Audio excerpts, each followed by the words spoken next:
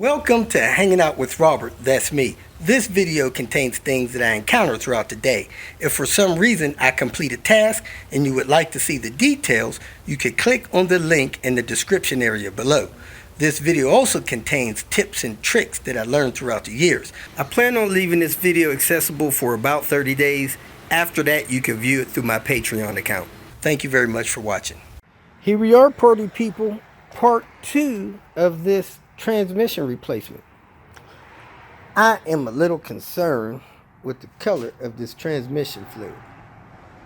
Looks a little milky to me.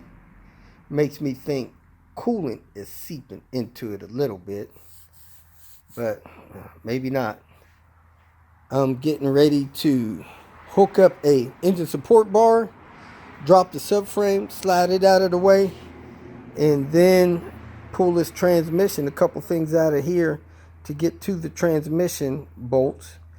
And I'm going to try to disconnect the transmission and get this done this way with the transmission jack I have, so I don't have to drop the engine, move the coolant lines. You know, you start messing with them coolant lines, you break that firewall junction, now you got those problems. So let me see what I could do to avoid that. Last night, got several things done. Got the computers out, got the fan out, got the axles out, getting ready to drop the subframe, got the brake calipers hung, a few other things going on, coolant drained, transmission drained, and wrapped it up for the night. First thing I'm gonna do today is get this battery tray out, get this turbo hose out, get this lower radiator hose out of the way. And then I could work on getting the wire harness out of the way, get the car back up in the air, and get the steering rack disconnected, get the mounts removed from the subframe, then drop the subframe.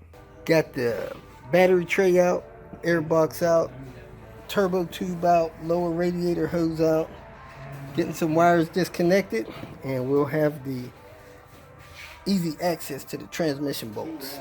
Time to hit the stuff on the bottom. We are taking the lunch break.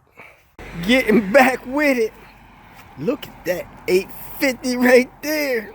And that one's Old Faithful. Got two different wheels on it for some reason. There's another one in there.